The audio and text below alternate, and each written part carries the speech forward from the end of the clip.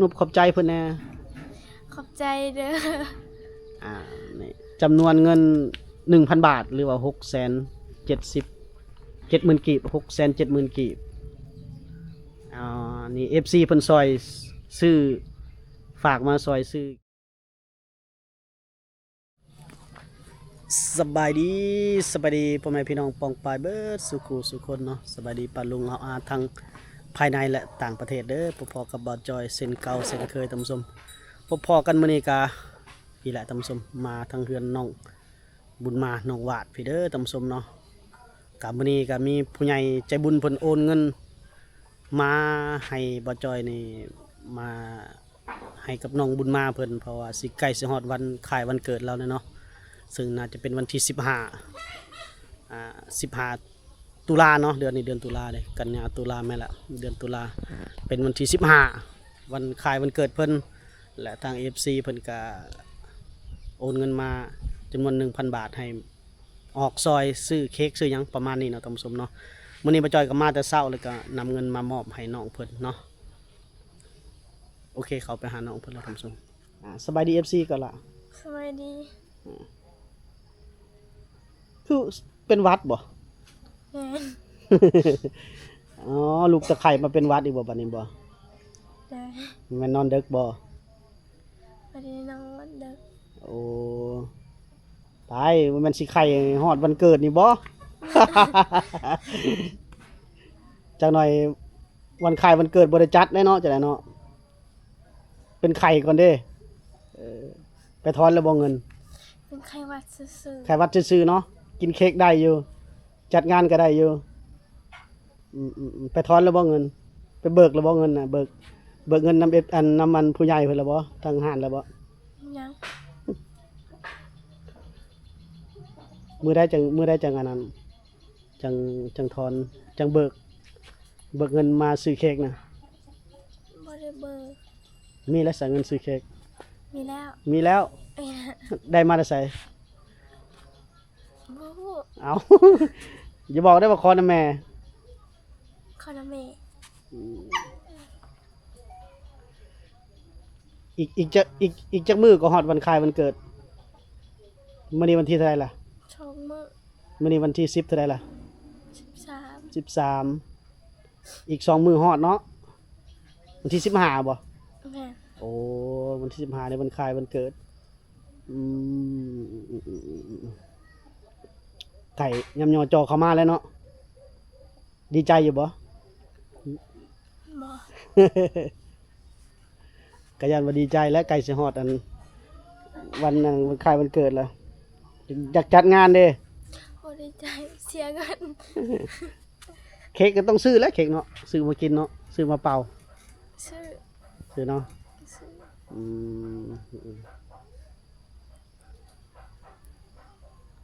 เค้กก้อนหนึ่งก็ได้ละแสนปลายเนาะแม่นบ่ได้ก้อนละแสนก็มีบ่ก้อนละแสนมีมันน้อยเนาะมันต้องซื้อก้อน150,000ขึ้นไปพุ่นละก้อน200,000แล้วใหญ่ก็ซื้อกันก้อน100,000ก็ได้2ก้อนก็ซื้อ2ก้อนมาให้เจ้าหลานนำแนวเกิดพร้อมกันเนาะ แฝดเฮ้ย แก้วหลาบ่จัดบ่แก้วหลาบ่แล้วอยากจัดเจ้าบ่อยากจัดเนาะอยากจัดงานวันเกิดของตัวเองสักครั้งหนึ่งเนาะแบบว่าทำงานหาเงินก็อยากจัดเป็นของตัวเองสักครั้งหนึ่งเพิ่นว่าเอาก็ไปถอนเงินนำเจ้เพิ่นแล้วนำเจ้าของห้างมาแล้วเบิกในเด้อ500,000ว่านี่สิไปซื้อเค้กมาจัดงานวันเกิดของตัวเองนะ บ่อยากเบิกบ่อยากเบิกอีกบัดนี้ย่านเงินเดือนเหลือน้อยบ่จะบ่อยากเบิกเงินเดือนเบิ่งเงินเดือนล้าน3เบิก500,000ยังเหลืออยู่800,000เนาะแม่นบ่แม่คันเบิกนี่เพิ่นให้เบิกบ่ให้เอ้าเป็นไดคือบ่ให้เพิ่นบ่ให้ว่า พิ่นยายเราเฮ็ดเบิด โอ้ยันนั้นได้เงินแล้วบ่มาเฮ็ดเวียกอยู่เนาะ เลย แก้วหลายังไปเฮ็ดงานบ่แก้วหลา ไป อืมบ่ได้เห็นแก้วหลาหลาย EP แล้วนะ FC เพิ่นก็ถามหาแล้วน้องแก้วหลาน้องวาดเพิ่นว่าไปทางใดเด้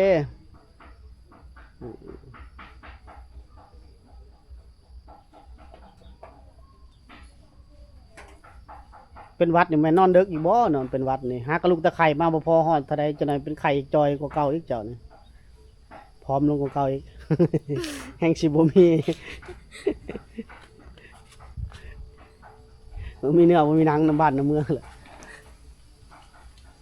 กินแล้วบ่ยาก็ดีวัดเป็นวัดนี่ก็กินแล้วยา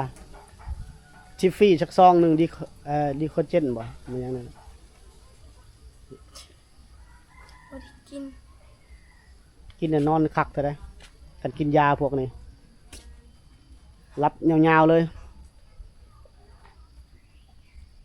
กินข้าวเช้าแล้วมื้อนี้นะ กินแล้ว ได้ยังกินข้าวเช้า กินปลา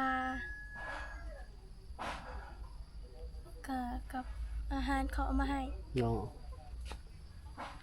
ก็มีผู้เอาอาหารมาให้นั่นล่ะเนาะ เลย เว้าก็ยังบ่อยากมีแห้งแล้วเนาะมื้อนี้นะบ่อยากสดชื่นปานใดเพิ่นว่า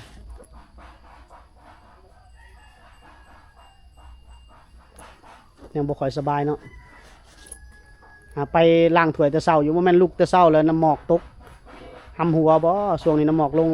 แห้งๆปลายฝนต้นหนาวก็แบบนี้แหละอากาศจะเปลี่ยนแปลงกับคนจะเป็นไข้เจ็บไข้ได้หนาว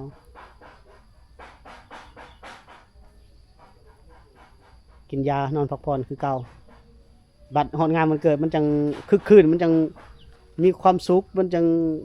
จะหน่อยนี่ไปซื้อเค้กไปซื้อหยังแหล้วไปซื้อเป๊ปซี่น้ำหวานเด้อเอิ้นหมู่คู่พี่น้องมากินน้ำเนาะ เลย แม่ไปใส่แม่อยู่เฮือน อยู่เฮือน เหมือนกันน้องบุญมานี้เนาะก็ยังอยู่เฮือนคือกันยืนหลายเพิ่นเมื่อยเพิ่นว่ามานั่งก่อนมื้อก่อนก็ทักเปิดคลิปลมกับน้องวาดน้อยหนึงว่ายืนเว้านำกันหน่อยหนึง FC มาเม่นให้โอ้ยบ่มีหม้องนั่งบ่วะโอ้ก็โพดดอกโอ้ยยืนนำกันเว้าหน่อยหนึงก็มันก็เปลี่ยนมุมนั่นมุมนี้หั่นแหล้วเนาะหมู่กำลังเปิดคลิปอยู่หมู่ก็ให้เลยใช่แม่นใจฮ้อนหรือผู้อยากให้นี่ก็เนาะอันนี้คือกันละนี่ยืนเว้ากับน้อง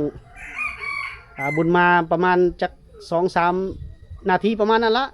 จะหน่อย FC ก็ให้แล้วเนาะขนาดน้องบุญมายังหน้าบูดเลยเมื่อยบ่ยืน บัดไปให้ให้กลัวหันแล้วเนาะไปให้เป็นส่วน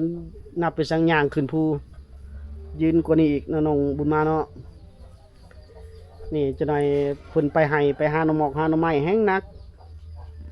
ยืนซ้ำ1 นาที 2 นาทีบ่เป็นหยังดอกนั่นล่ะเนาะบ่เมื่อยดอกเนาะ แต่ทำไมเขาย่างเขาไม่ได้ยืนซื่อ ย่างกับยืนนี่คือกันบ่ ๆบ่ ตัวใดเมื่อยย่างไปกับยืนอยู่ละล่ะเนี่ย ยืน ยืนเมื่อยกว่าบ่ ยืน อ้าวในนั้นเนาะมันเลือดลงแข้งเลยเนาะ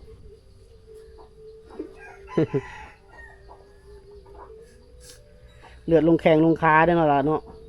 มันก็เมื่อยน้องวาดเด็กก็น้องบุญมานี่ก็เว้าไปแล้วเฮ็ดได้เด้น้องเนาะเจ้าข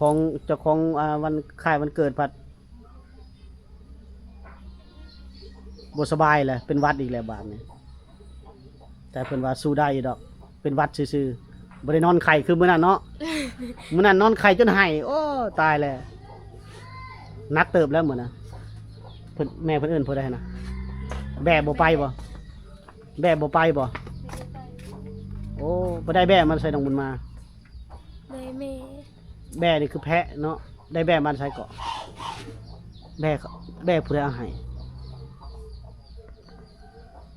อืม TikTok TikTok TikTok เสร็จมื้อใดได้คำตอบ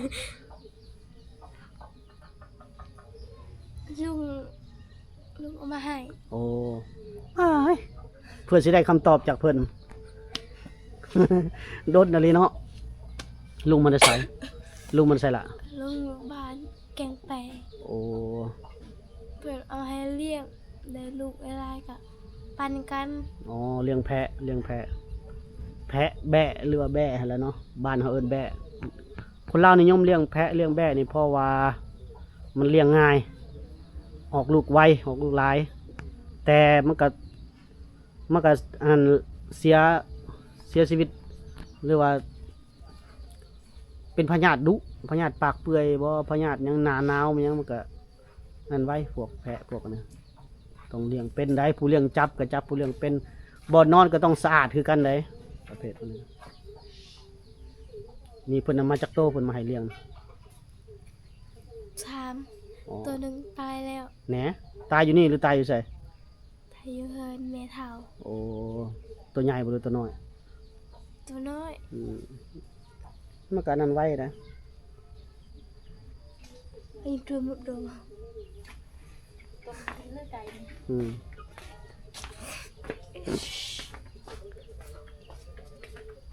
ว่ายังก่อนเมื่อกี้นี่ ต้มกินไก่ สู้อ้ายกินบ่สิต้มไก่สู้อ้ายจอยกินบ่มักอยู่ดอกว่าเรื่องกินไก่นะต้มแซ่บๆหอมๆอ่ะบาดนี้เว้าหยอกน้องบุญมากะต้นเติบแหละอยากได้อยู่บ่เงินนั่นซื้อเค้กนะ อยากได้ อยากได้อยู่เนาะ อยากได้ หรือว่าเอาเงินน่ะเบิกน้ำเจ้เท่าแก่เพิ่นบ่เนาะอ่า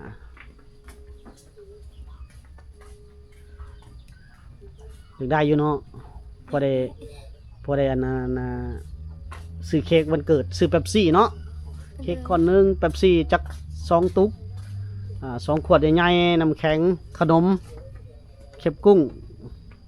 มาไว้กินเนาะ เดิน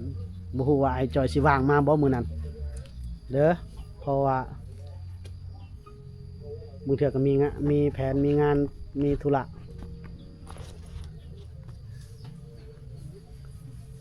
อยากได้อยู่เนาะเงินไปซื้อเค้กเนาะ อยาก ถ้า FC เพิ่นฝากมาให้นี่เอาบ่ล่ะ เอา เอาบ่หรือว่าบ่เอาหรือว่าให้ไอ้จอย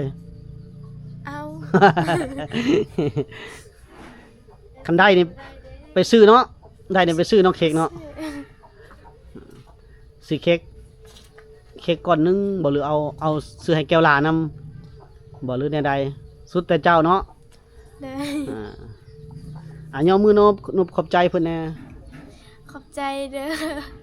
อ นี่จำนวนเงิน 1,000 บาท หรือว่า670,000 กีบ670,000 กีบนี่ FC เพิ่นซอยซื้อฝากมาซอยซื้อเค้ก เดิน ให้เจ้าไปซื้อเค้กจัดงานวันคล้ายวันเกิดของตัวเองไปบริหารเองจัดการเองเนาะ เดิน นี่เป็น FC จากเมืองไทยพวกนี้เนาะ เดิน ไปซื้อใดๆก็แล้วแต่ซุมเจ้าซื้อหยังซื้อมาเฮ็ดประมาณ 1,000 บาทนี่ก็6 แสน 7ก็เฮาซื้อเค้กก็ก้อนแสนปลายก็ได้ก็เฮาอยากซื้อ2ก้อนเอาก้อนละแสนเอาเขาอยากซื้อก้อนเดียวก็เอาก้อนหนึงแล้วก็ไปซื้อแนวใดซุมเจ้าอย่าเฮ็ดกินเองหั่นล่ะหรือว่าอย่าประหยัดไว้อีกก็เหลือเงินตัวเองอีกซื้อน้อยๆก็เหลือเอาเงินไว้ใส่ถุงอีก ซื้อหลาย ซื้อหลายเนาะ เดิน คันพอมีเงินนี่มันสิซื้อหลายเนาะพอได้ซื้อเพื่อหมู่คู่บ่นี่บ่จอยน่าจะลงคลิปมื้ออื่นพุ่นแล้วนี่น่าจะเป็นวันที่14พุ่นล่ะ14น่าจะได้ปล่อยคลิปออกซึ่งวันที่14นี่บ่ฮู้บ่จอยอยู่ไสละแต่ว่าอยู่ในเมืองเซโปนนี่แหละแต่บ่ฮู้ว่าสิไปแจใดมุมใดเพราะว่าออกไปถ่ายทำคลิปชนบทแน่แล้วออกไปเบิ่งงานที่ผู้ใหญ่ใจบุญเพิ่นให้สร้างหัวกำแพงให้น้องตุนนั้นก็แล่นไปพุ่นแน่แล่นไปถ่ายคลิปชนบทแน่ถ้าอยู่แต่หน้างานหน้าเดียวก็บ่รอดซุมื้อนี้ ยูทูบเบอร์หลายท่านก็มีออกเสียงออกปากออกเสียงว่าบ่รอดแล้วเนาะก็คือเห็นซุมื้อนี้รายได้มันน้อย YouTube มันก็เปลี่ยนอหยังหลายๆอย่างบ่คือเก่าว่าซั่นซะช่องทางการหาเงินก็เพราะฉะนั้นบ่จอยก็ต้องดิ้นรนกว่าเก่าต่อสู้กว่าเก่าเอาน้องบุญมาเนาะ โดย ดีใจบ่น้องบุญมา ดีใจ ดีใจสำใด ดีใจเฮง บ่ได้บูดคือเก่าเลยติ บ่ เออเห็นหน้าไอ้จอยแล้วบูดโลดโอ้ยคือไอ้จอยสิมาขอเงินนี่แหละเห็นมื้อหน้าเห็นไอ้จอยมาแล้วยิ้มเลยเด้อยิ้มแต่ไกลโลด โอ้ไอ้จอยมานี่มามีแนวแล้วว่านี่ต้องดีใจไปก่อนแหละไอ้จอยก็เฝ้าตื่นลุกแต่เช้าอาบน้ำอาบในแล้วก็ฝ้าวมาหาเจ้า เพราะว่าแล้วตอนนี้ไอ้ก็สิมีเวียกไปทางอื่นอีกบ่ได้อยู่หม้องเก่าหาอยู่บ่เช้าก็ยังบ่เห็นเงินก็มอบเงินมอบครับแล้วก็ให้น้องบุญมาเพิ่นไปจัดการขอให้มีความสุขกับงานจัดงานวันคล้ายวันเกิดของตัวเองถ้ามื้อนั้นอ้ายว่างอ้ายสิแล่นเข้ามาอีกเทื่อนึงมื้อวันที่15แต่ต้องได้จัดอันนี้แม่นบ่ได้จัดอันนี้เนาะ จัด จัดอันนี้เนาะ โดย ประมาณ 7:00 นกลางคืนบ่เป่าเค้ก 7 โมง ประมาณ 7:00 นเนาะ โดย เซตหาอ้ายเด้อเพื่ออ้ายว่างอ้ายสิแล่นมา โดย มื้อเทื่อสิได้เข้ามาผูกแขน โดย ผูกแขนน้อยๆหนึงเด้อล่ะเด้อ โดย เบิ่งก่อนอ้ายก็บ่ฮู้ว่าอ้ายสิอยู่ไสมื้อวันที่15นี่ยังบ่ฮู้เพราะว่ามีทีมงานหมู่ครูอ้ายเดินทางมาแต่ท่าแขกขมวนเดินทางมาแต่ขมวนแล้วก็เดินทางมาแต่สารวันมาสมทบกันออกไปถ่ายคลิปชนบทบ่ฮู้ว่าสิว่างแล่นมาหาน้องบ่คันว่างก็จะอันนั้นแต่ก็สิพยายามล่อนแล่นอยู่แถวๆนี่แหละให้อยู่ที่บ่อนที่มีสัญญาณโทรศัพท์เดี๋ยวฮอดมื้อนั้นจังว่ากันแต่ก็ว่าขออวยพรไว้ท่าว่าขอให้มีความสุขในการจัดงานวันเกิดของตัวเอง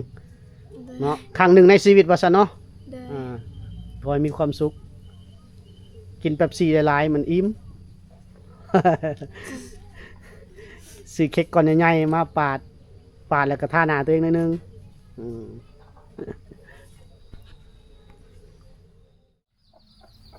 โอเคเนาะท่านผู้ชมเนาะคลิปวิดีโอนี้ก็ดำเนินมาฮอดถ่ายคลิปแล้วถ่ายคลิปนี้บ่จอยขอประชาสัมพันธ์น้อยหนึงเนาะสำหรับ FC เก่าๆหรือ FC ใหม่เนาะที่จะโอนเงินมาให้หรือว่าเคยโอนเงินมาให้แล้วหรือว่าสิโอนใหม่เนาะฝากมาในบัญชีเงินบาทเนาะตอนนี้ถ้าจะโอนเข้ามาให้ติดต่อเข้ามาอินบ็อกเข้ามาก่อนเด้อท่านผู้ชมเนาะก็คือเฮาได้เปลี่ยนบัญชีใหม่แล้วเนาะบัญชีเก่านี่เขาเจ้าสั่งระงับมื้อแล้วเนื่องจากช่วงนี้คือบัญชีม้าเนาะหลายบัญชีก็ถูกสั่งระงับสั่งปิดคือบัญชีที่บ่จอยเคยโอนประจำปีก่อนๆเนาะเดี๋ยวนี้เขาเจ้าสั่งหยุดก่อนเนาะบ่ให้โอนเงินเข้าว่าซั่นซะแล้วบ่จอยก็ไปเอาบัญชีใหม่ก็เปลี่ยน 2-3 วันก็เปลี่ยนใหม่อีกเนาะเพราะว่าเขาว่าโดนระงับแล้วเขาก็หาบัญชีใหม่มาให้อีกเนาะแล้วบัญชีที่โอนมานี่บ่แม่นบัญชีบ่าวจอยโดยส่วนตัวเนาะบัญชีเงินบาทเพราะว่าบ่าวจอยบ่มีบัญชีเงินบาทแต่ได้มาแล้วที่เคยโอนมาก็คือเป็นแต่ก่อนปี 2023 2024นั่นคือเป็นญาติกันกับบ่าวจอยนี่โอนเงินนำกันเป็นประจำเนาะและปีนี้เพิ่นสั่งระงับก่อนแล้วถือว่าหยุดก่อนแล้วก็จะมีบัญชีห้านเขาเจ้ารับโอนเงินโอนเงินบาทโอนเงินไทยลาวเนาะโอนเงินประจำว่าซั่นซะตามห้านเขาเจ้าก็จะบางเทื่อเขาเจ้าก็สั่งระงับบางเทื่อเขาเจ้าก็ปิดว่าซั่นซะเพราะว่ามันเดือดร้อนเขาเจ้าหลายเนาะคือเปลี่ยนไปเปลี่ยนมาเพราะฉะนั้นก็แจ้งให้ FC ทุกท่านที่รับชมคลิปอยู่นี่เนาะอยากโอนเงินเคยโอนเงินมาเมื่อวานมื้อซื้อนี้หรือว่ามื้อใดก็จะโอนต้องทักเข้ามาก่อนเนาะเพราะว่าเดี๋ยวจะโอนมาแล้วบ่ได้เงินก็มีได้ท่านผู้ชมเนาะก็ยังมีอีกเรื่องหนึงที่บ่จอยยังบ่ได้ออกมาเว้านั่นคือมี FC เก่าๆเคยโอนเข้าบัญชีมันยังนี่แหละแล้วก็ถูกระงับแล้วก็ถามว่าคือบ่ได้มันยังเนาะอันนี้ก็ยังบ่มีเวลาออกมานะมาเว้านั่งเว้าตัวนี้เนาะแต่มีแต่ฝากไว้สั้นๆสำนี้ก่อนว่าก่อนจะโอนต้องติดต่อเข้ามาเนาะอย่ามันบ่ได้ได้เนาะท่านผู้ชมเนาะเดี๋ยวสิตกเสียหายหรือว่าจังใดก็ ให้ท่านผู้ชมติดต่อเข้ามาก่อนเนาะโอเคนะท่านผู้ชมเนาะคลิปวิดีโอนี้บ่จอยมามอบเงินให้กับน้องบุญมาก็สำเร็จเสร็จสิ้นเป็นที่เรียบร้อยแล้วบ่จอยก็จะออกจากหมู่บ้านเพิ่นออกจากบ้านเพิ่นก่อนเนาะเพราะว่าจะมีธุระไปทางอื่นแน่เนาะขอขอบใจขอขอบคุณขอบคุณทุกท่านให้การสนับสนุนตลอดเสมอมาเด้อแล้วก็สุดท้ายขอขอบใจสั่งFC เพิ่นผู้ฝากเงินมาให้น้องบุญมาหลายๆเนาะขอให้เพิ่นจงมีแต่ความสุขความเจริญขอให้มีแต่สมหวังสมปรารถนาทุกๆอย่างเนาะก็ดีใจนำน้องเพิ่นที่พอจะมีเงินไปจัดงานวันเกิดของตัวเองแล้วเนาะท่านผู้ชมเนาะพบกันใหม่ในอีพีหน้าสำหรับอีพีนี้สบายดี